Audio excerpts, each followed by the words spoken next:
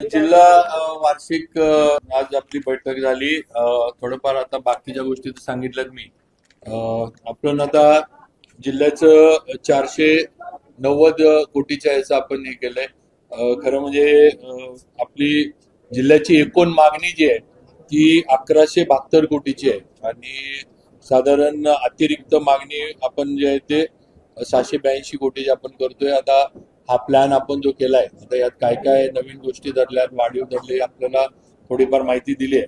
आता आमचा प्रयत्न जिल्हा म्हणजे प्लॅनिंग कडनं हाच राहणार आहे, फायनान्स कडनं, की जास्तीत जास्त निधी आपल्याला जिल्ह्याला कसा मिळेल हा प्रयत्न आमचा राहणार आहे. कमीत कमी 150 कोटी तरी आपल्याला अतिरिक्त कसे मिळतील हा प्रयत्न मान्य फायनान्स मिनिस्टर अजितदादांशी ज्यावेळेला बैठक होईल त्या दिवशी आम्ही त्यांच्याशी करू.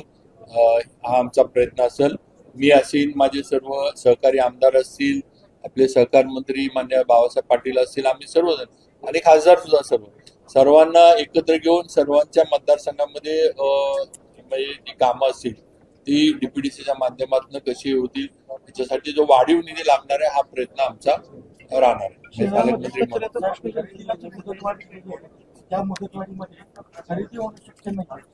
नाही, त्याला आता सर कसं आहे, मी आता सांगितलं की 6 तारखेपर्यंतची मुदतवाढ दिली आहे. त्याच्यात अजून मुदतवाढीची गरज पडली तर आपण त्याप्रमाणे पुढे पाठपुरावा करू. आज 31 जानेवारी पण होतं, ते आता 6 फेब्रुवारी झाले.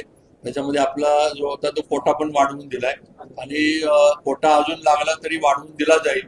हे सुद्धा मान्य देवराज साहेब आपले सचिव आहेत, त्यांचं अर्ध्या शेतकऱ्यांची खरेदी झालेली आहे, अर्ध्या अजून शेतकरी राहिले ज्यांना. मी तेच आपल्याला सांगतोय की 1 महिन्याची मुदत अजून दिली तर आपण प्रयत्न करू. जर आता हे कसं आहे, राज्य सरकारच्या आपल्याला सेंट्रल गव्हर्नमेंटची हे करायला लागतं, सेंट्रल गव्हर्नमेंट वाढवून देतं आणि आपण तो प्रयत्न करू. आपण काय 6 म्हणजे नाही, पण प्रयत्न आपण तो 1 महिन्याची तरी मुदत वाढ पाहिजे. पण एकदम सर्दी होत नाही. आता आपल्याला पण माहिती आहे, मध्ये मुदत संपत आली 31 जानेवारी झाली, 31 जानेवारीची आता 6 फेब्रुवारी झाली.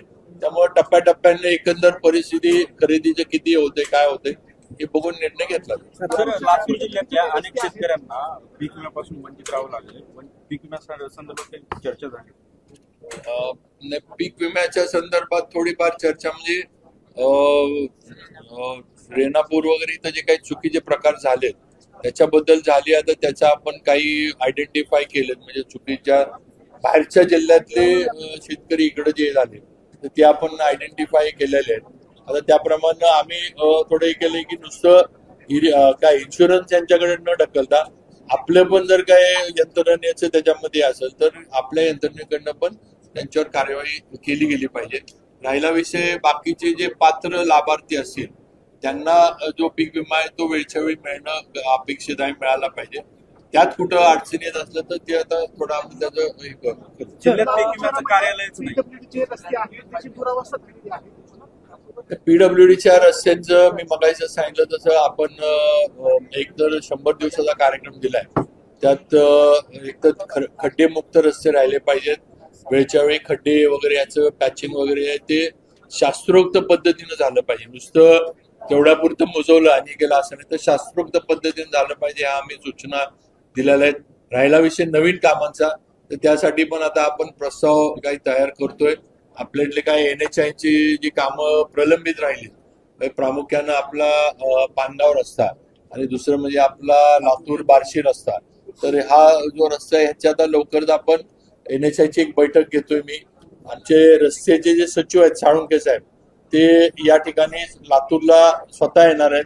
या रस्त्यांची काय परिस्थिती आहे ते स्वतः येऊन बघणार आहेत आणि त्याचा रिपोर्ट जो आहे तो त्या बैठकीमध्ये आम्ही सर्वजण असेल ते त्याला पण आपण तरतूद धरली आहे. त्याच्यामध्ये पण नवीन काही गोष्टी करतोय. त्याला आपण वाढीव तरतूद विभागीय संकुलासाठी धरली.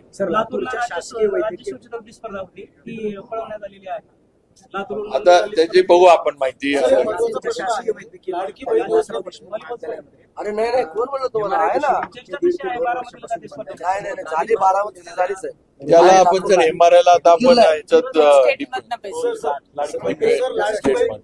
लाडकी बहीण योजनेमध्ये बनावट मला विचारायचं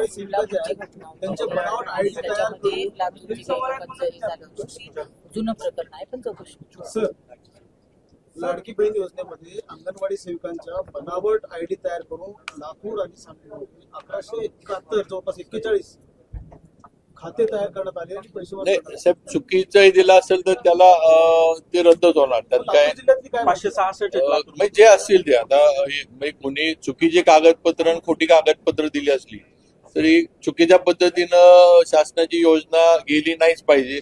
त्यामुळे 100% ती जे असतील ते रद्द होतील अशा पद्धतीनं जर आलं असेल आणि त्यांच्यावर गुन्हे पण दाखल होतील. युपी आसाम आणि बंगालच्या खात्यावर दिले. अरे, लातूरमधून.